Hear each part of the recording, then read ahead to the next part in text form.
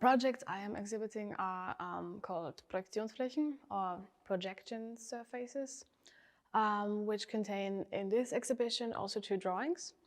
And the other one is called Sensibelchen, which is a German noun for a sensitive being in a cute way. Sensibelchen frames 9 digital photographs, which show my friends from the hip-hop or rap culture. When I was selecting the images, it was very important to me to show them, to put stereotypical presentation forms of the culture aside, and therefore leave place or dedicate my intention and the viewer's attention to the individuals. Still, I have to say that it isn't very important. It isn't necessary that Sensibelchen frames exactly these 9 people. Like, I could also change 1 or 2 of them, or all of them. To me, they just had to be from the culture, and they just had to follow specific photographic parameters. So it wasn't about the actual persons on the image. It was more about my view on the culture. My view, which was a obviously sensitive one, a very intimate one, a near one, obviously, a very maybe even a romantic one, or a glorifying one. My toolkit to illustrate this view was, of course, photographic techniques, from which I choose a very shallow depth of field, a standard lens, which was in my case a 50mm lens, and a color grade, which changes from warm to cold, following the order of the images from left to right. Now, maybe 1 year ago or something, I was wondering, or I found out what I'm actually doing it for, like what I'm actually taking the portraits for. There not only these 9, there is a huge image pool of these 2 or 3 years, or even 4 years from me being active in the hip-hop scene and documenting it. And yeah, the reason behind, or more the aim behind doing it, is, I found out, was to kind of produce a situation of intimacy, or to kind of get to know them better, to kind of just be near them, because, you know, there were partways musicians from Bristol I didn't even know in person, but I wanted to know in person, and therefore I just sent them a text that I'm near Bristol here and there and then, and that I would like to take a portrait of them, and to just get very near to them and dedicate my attention to them fully for a limited time and in a safe distance and safe space. Therefore, you could say the attention behind it wasn't the portrait itself. The portrait was more like a tool to get close to someone, or to get into a close situation, so to say, an intimate situation. When I now think of Projektionsflächen, that is kind of the other way around. Here it isn't the portrait that is the tool to get to a human. It is more like a human is the tool to get to a portrait. Because obviously for a portrait, usually, not always, but usually in a classical way, I need a human for that. And what I enjoy a lot about it is that there's one specific moment where it is like the image itself is getting so interesting or so challenging to construct that the person I am actually taking the picture of is vanishing, disappearing, or it kind of flattens. It transfers from a subject to an object. It is like everything I see anymore is shapes and colors, very abstract, very artsy. And it is like the person transforms into a sculpture I can still mold, which is very difficult to control, especially when you think of photographic parameters. A very good example of how difficult how difficult it can be to control these photographic parameters. For example, the ISO portraits.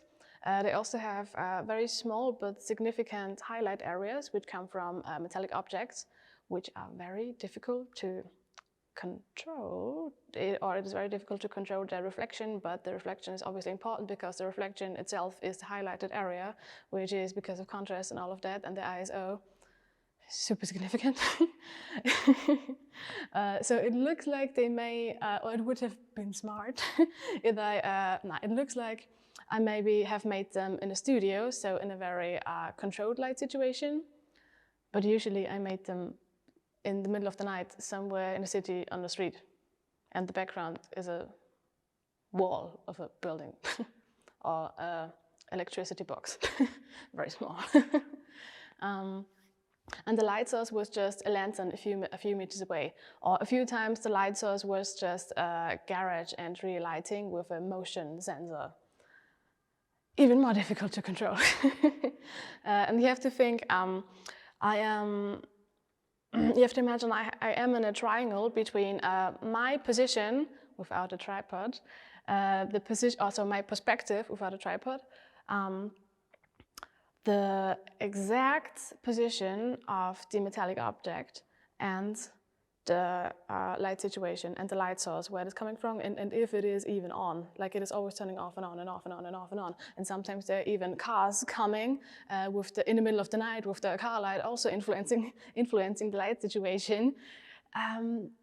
And therefore, I always have to keep running between the motion sensor and the camera, and have to, in the same minute, adjust the position of the object because my models are sometimes even in not very easy body positions, or not very easy to hold body positions. So this is so challenging that I don't have any brain cells left to concentrate on the person itself.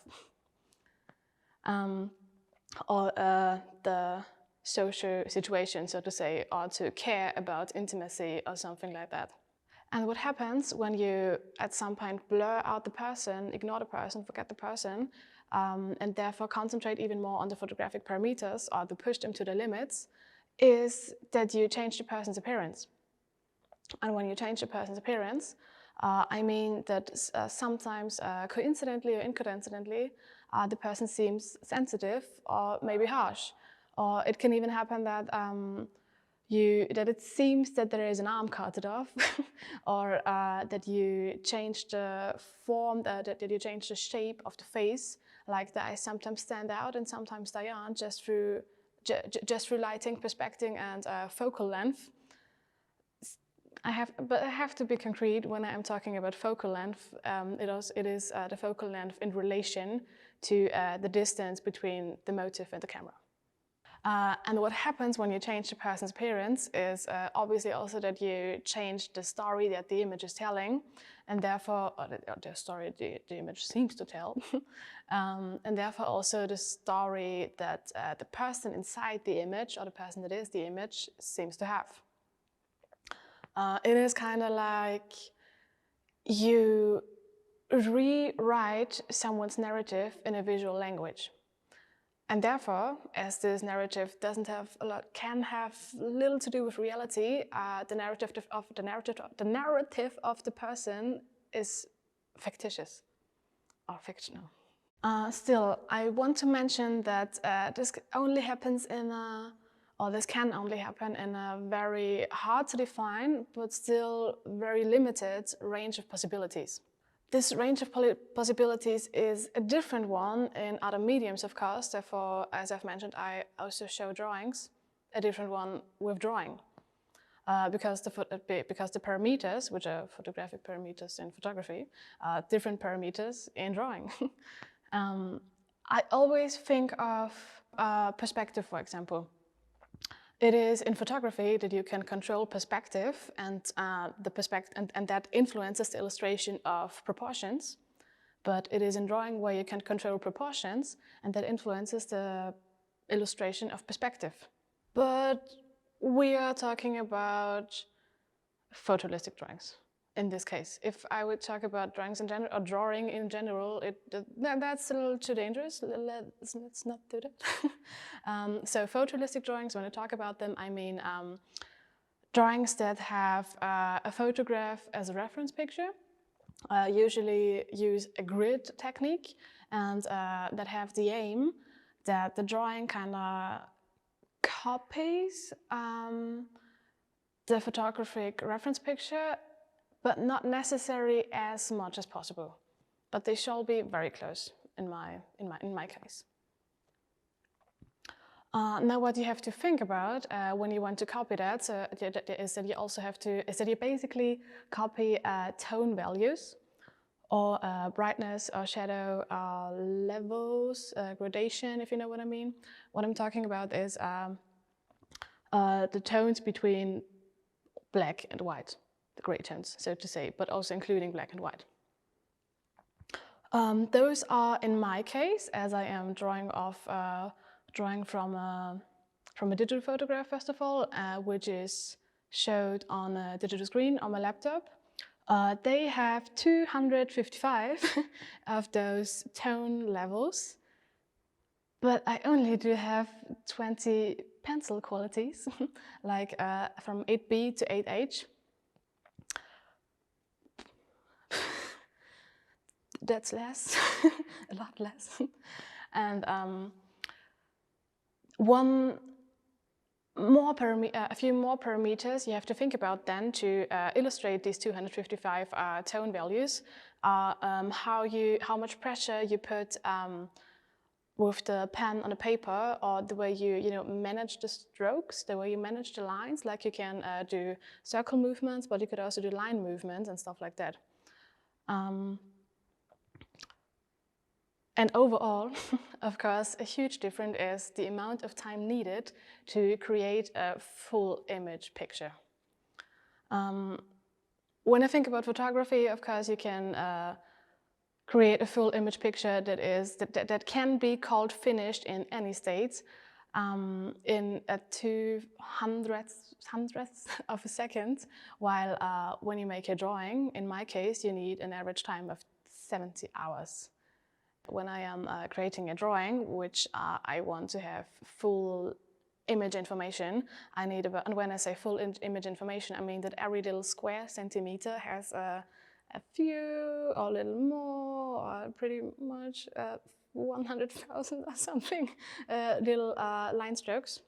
And yeah, that needs 70 hours in average, sometimes more.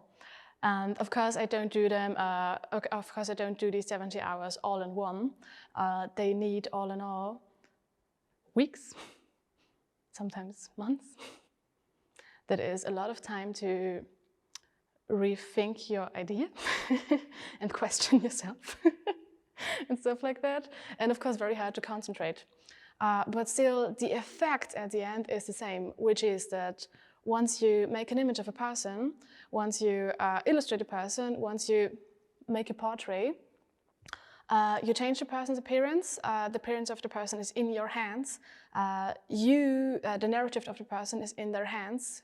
It is fictitious or fictional, and therefore can have little to do with the person itself.